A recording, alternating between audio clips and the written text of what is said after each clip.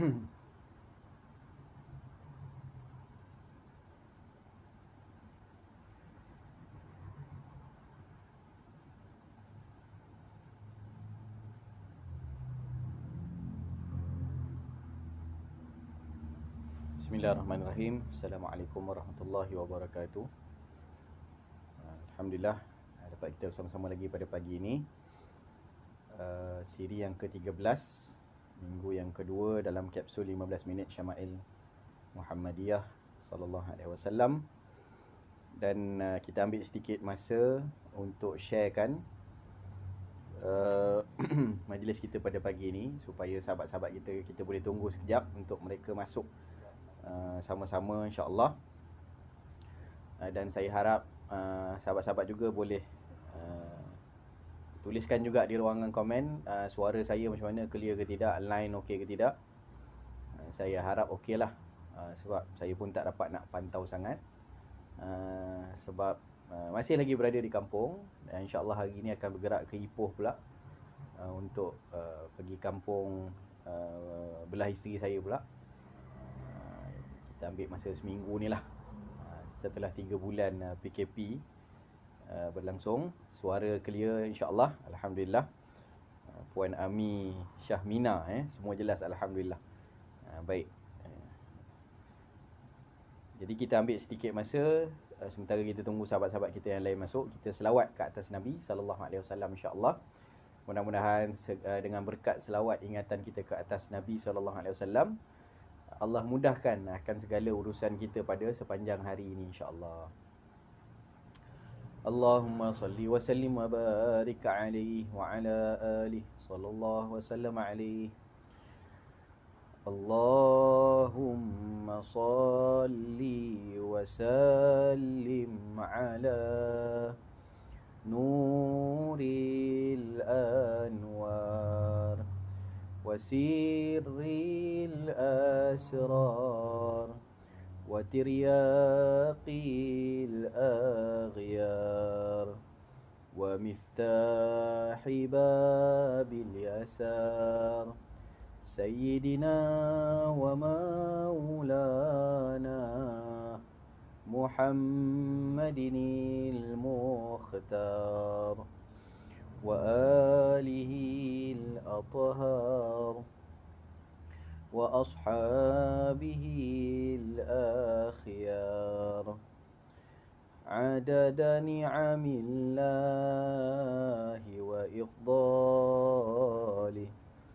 Allahumma salli wa sallim ala nuril anwar wa sirril asrar wa tiryaqil aghyar wa miftahi babil yasar sayyidina wa maulana Muhammadinil Mukhtar wa alihil athhar wa ashabihil akhyar adada ni'amillahi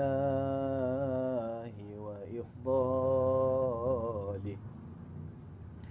Allahumma salli wa sallim wa barik alaihi wa ala alihi sallallahu wasallam alaihi.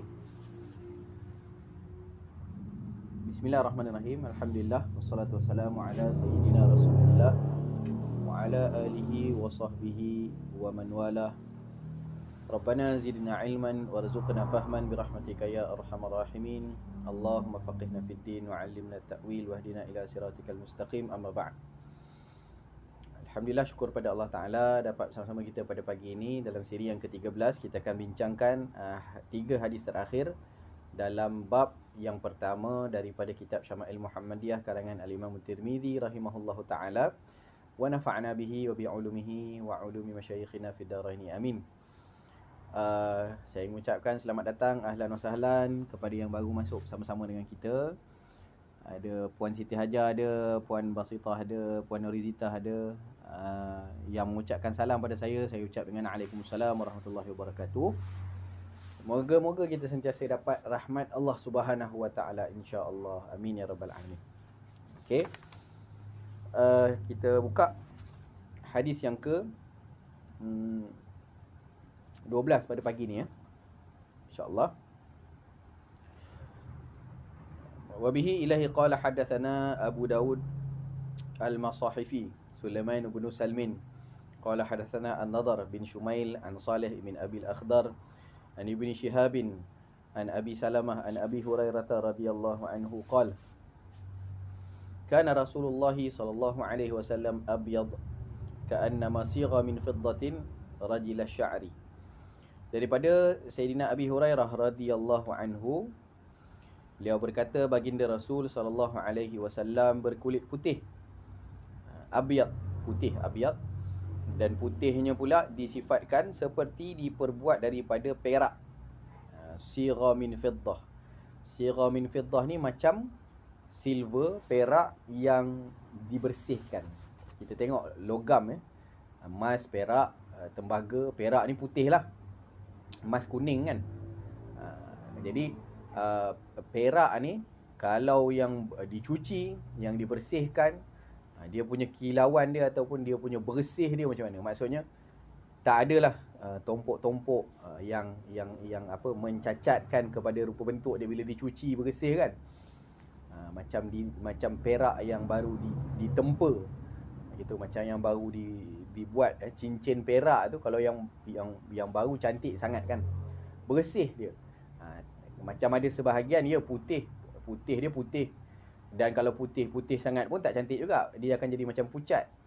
Jadi putihnya Nabi sallallahu alaihi wasallam adalah putih kemerah-merahan. Macam cantiklah, cantik sangat. Jadi dan cantik itu pula bersih. Maksudnya setengah orang kulit dia putih, tapi ada bertumpuk-tumpuk pula kan. Ada bertumpuk-tumpuk. Orang Mexico ke orang mana, kadang-kadang kita tengok telenovela tu kan, putih lah orangnya. Tapi bila tengok dekat-dekat, bintik banyak kan, pun tak cantik juga. Jadi bersih, mulus, tulus kulit baginda sallallahu alaihi wasallam. Dan rambutnya ikal mayang, ikal bergelombang, cantik lah. Kalau berjalan tu dia memukul-mukul bahu. Nanti sampai pada rambut, bab rambut kita akan bahaskan detail. Baik. Hadis yang ke-13. Wa bihi ilaihi qala hadatsana Qutaibah bin Sa'id qala akhbarani Laits bin Sa'ad an Abi Zubair an Jabir bin Abdullah anna Rasulullah sallallahu alaihi wasallam qala urida alayya al-anbiya fa idza Musa alaihi salam darbun min ar-rijal ka'annahu min rijali shanu'ah wa ra'aitu Isa bin Maryam alaihi salam fa idza aqrabu man ra'aitu bihi syabahan Urwah ibni Mas'ud wa ra'aitu Ibrahim alaihi salam fa idza aqrabu min man ra'aitu bihi syabahan sahibukum ya'ni nafsah wa ra'aitu Jibril alaihi salam fa idza aqrabu man ra'aitu bihi syabahan Dihyah.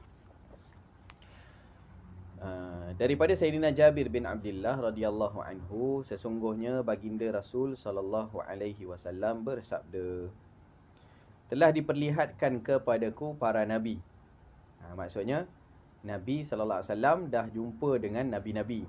Waktu Isra' Mi'raj itu sejumlah sekalian para anbiya bersolat berimamkan Rasulullah sallallahu alaihi wasallam.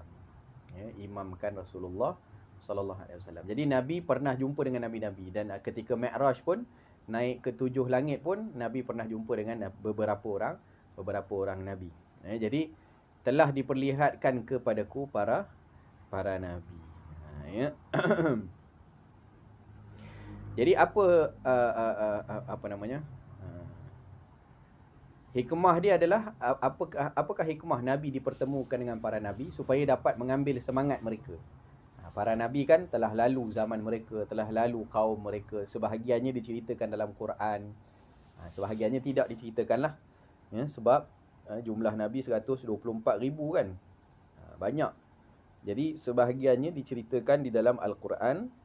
Yang wajib kita ketahui namanya tu ada 25 rasul tu. Itu nama-nama semua disebut dalam Al-Quran. Sebenarnya banyak lagi kan, ada 124,000. Jadi daripada 124,000 tu, ada 25 yang wajib kita ketahui kerana disebut namanya dalam Al-Quran. Jadi kalau orang tanya kenapa 25? Yang lain-lain mana? Yang lain-lain ada yang Allah Ta'ala kisahkan, ada yang Allah Ta'ala tidak kisahkan. Maksudnya diceritakan dalam Al-Quran. Tapi dipertemukan dengan Nabi SAW.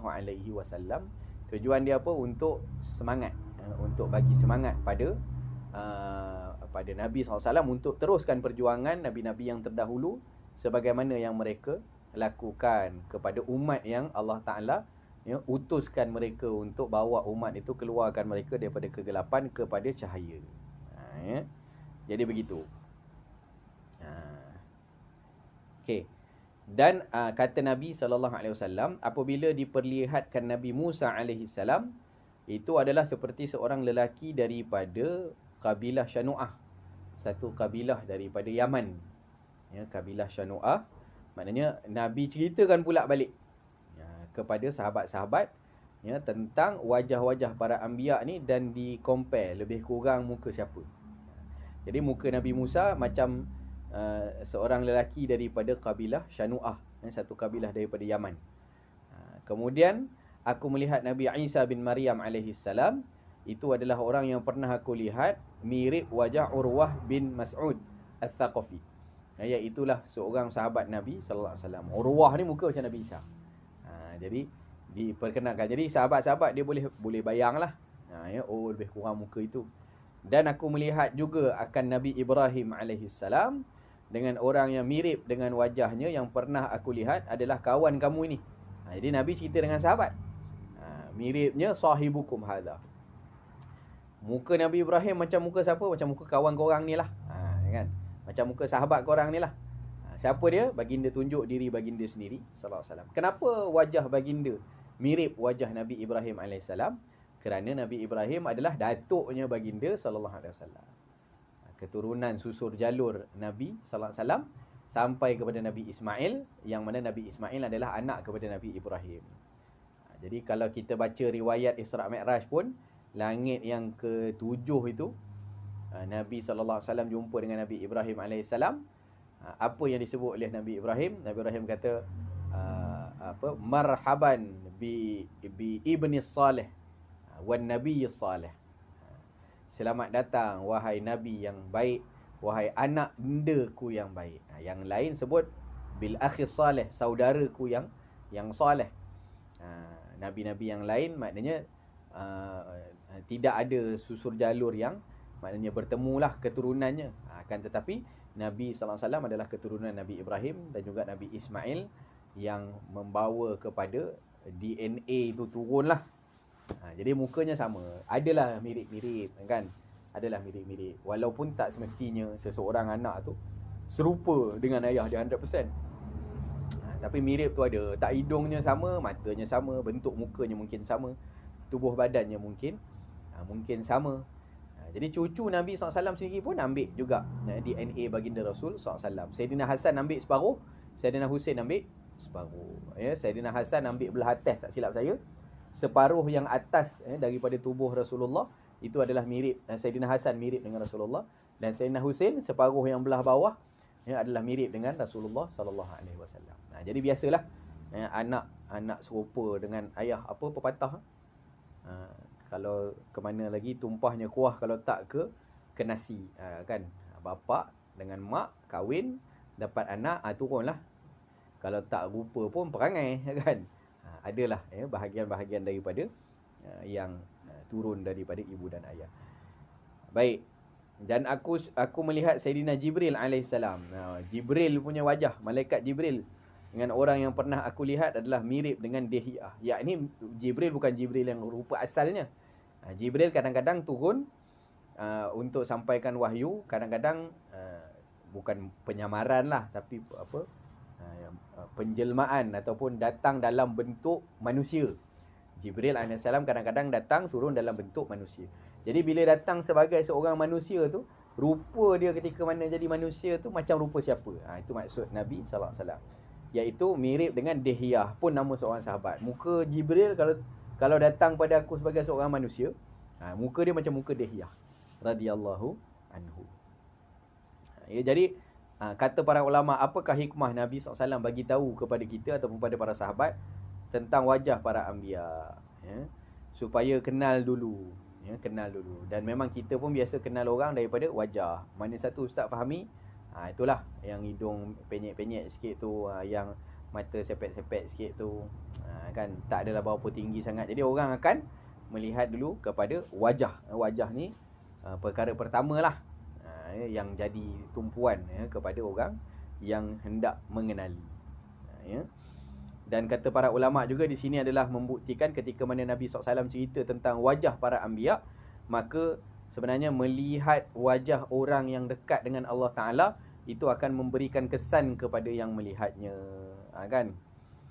Dalam satu hadis pernah disebutkan, selepas wafat Nabi SAW waktu perang, ya, bila keadaan perang, mana Nabi dah tak ada, sahabat-sahabat berperang, bila keadaan yang tegang, ya, tension, akan ditanya kepada orang yang ada. Sebab biasanya dah generasi yang ke bawah bercampur lah, ada sahabat, ada tabi'in, ada orang yang tak pernah lihat Rasulullah, ada yang sahabat yang ada dalam tu.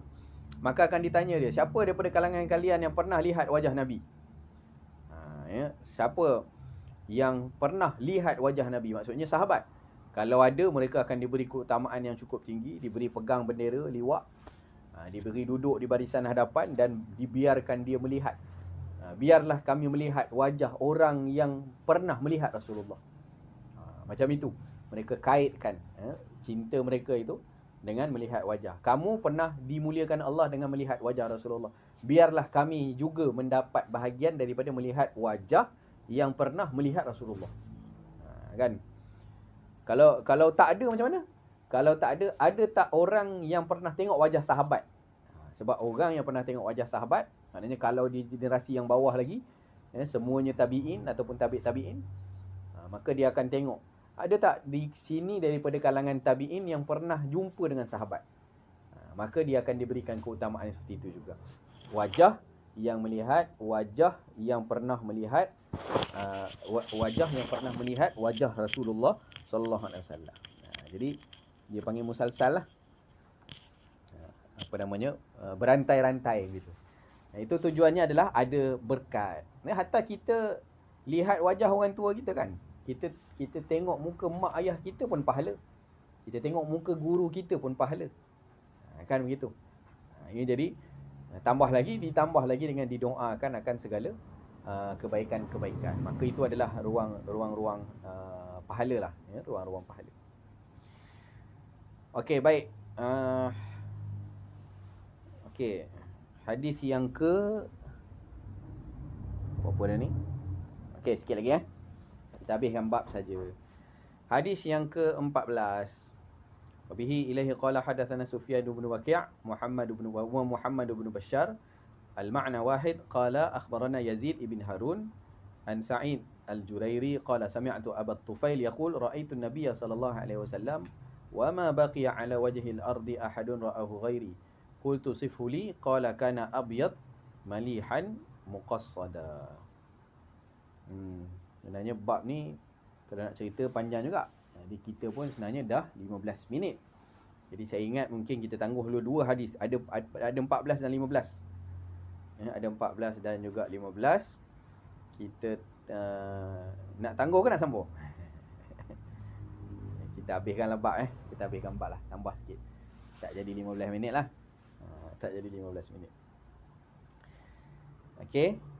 Daripada Sa'id al-Jurairi radhiyallahu anhu berkata, aku mendengar Abu Tufail radhiyallahu anhu berkata, aku telah melihat baginda Rasul sallallahu alaihi wasallam dan kini tidak ada seorang pun yang pernah melihat baginda sallallahu alaihi wasallam di permukaan bumi ini selain aku.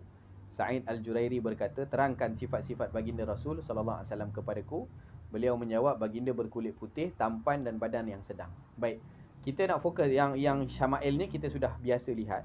Kulit putih kita dah jelaskan, kemudian tampan, begitu juga badan yang sedang-sedang kita dah syarahkan.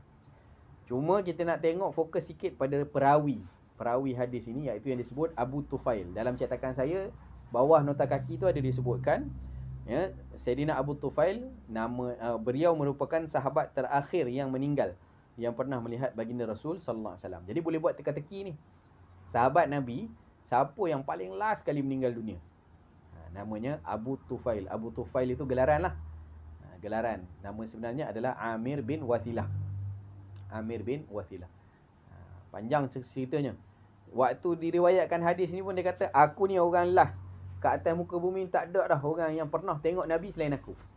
Kenapa dikeluarkan kata-kata yang sedemikian? Kerana Sayyidina Abu Tufail ini yakin dengan janjinya Rasul sallallahu alaihi wasallam.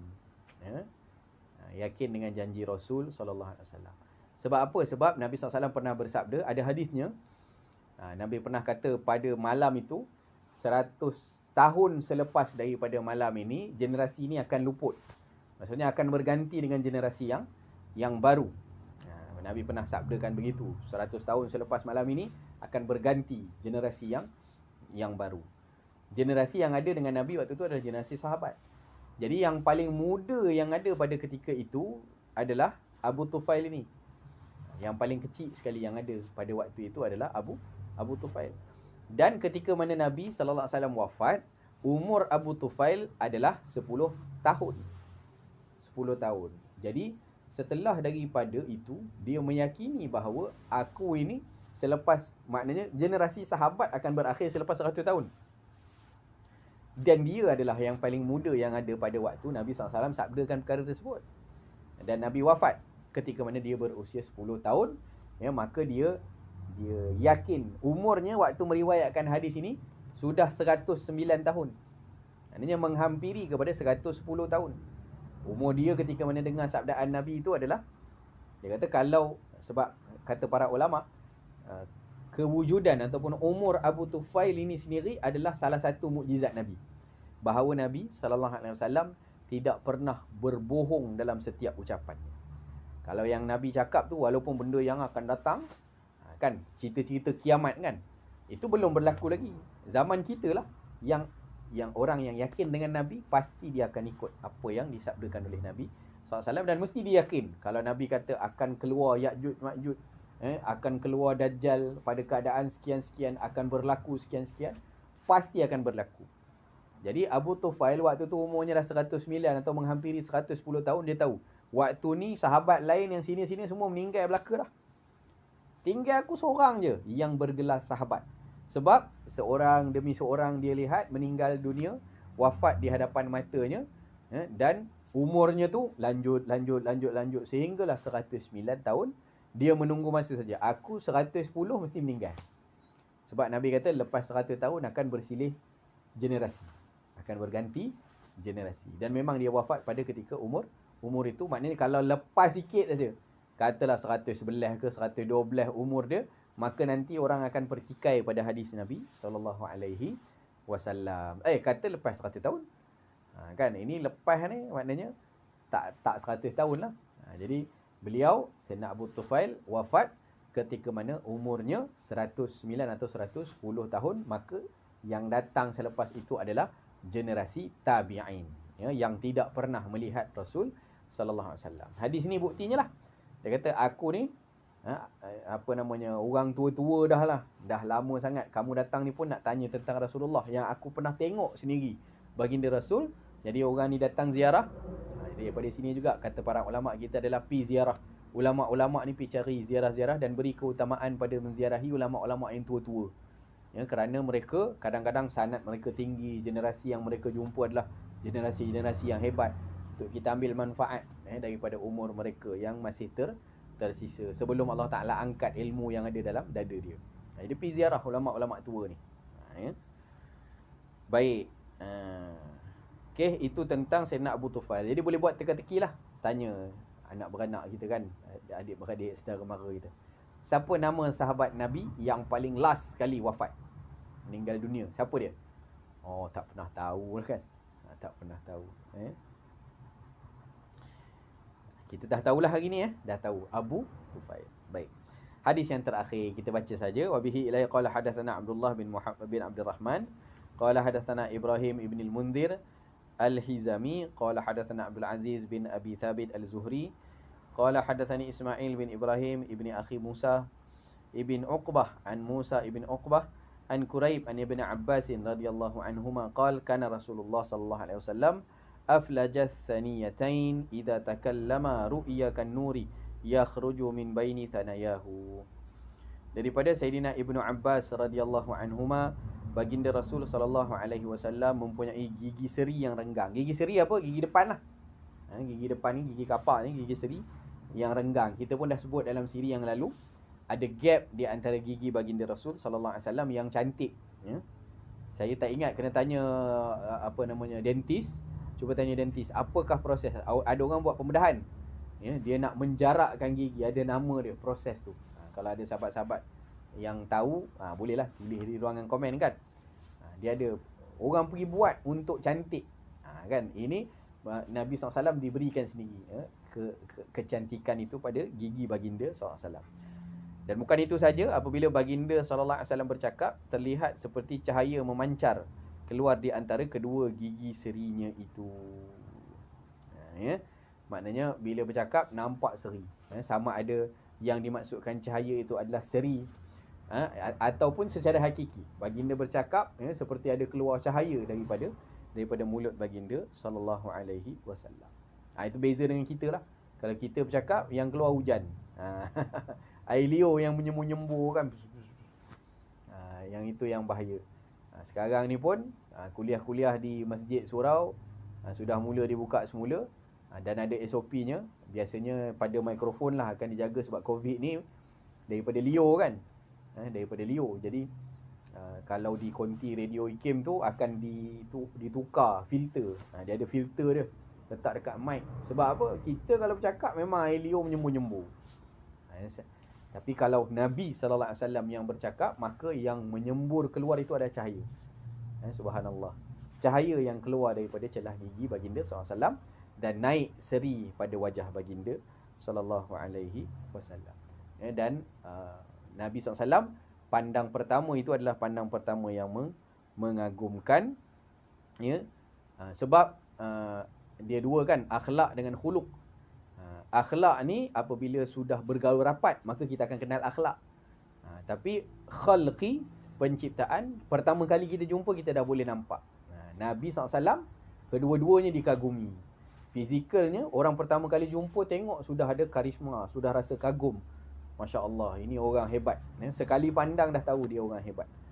Dan apabila sudah bergaul dengan Nabi SAW, maka akan melihat akhlaknya, maka akan semakin datang timbul rasa sayang, rasa cinta, ya, dan juga kasih kepada junjungan besar Nabi SAW, dan untuk diikut kepada akhlak baginda sallallahu alaihi wa ala alihi wasallam. Habis hadis yang ke-15 kita baca, insya-Allah.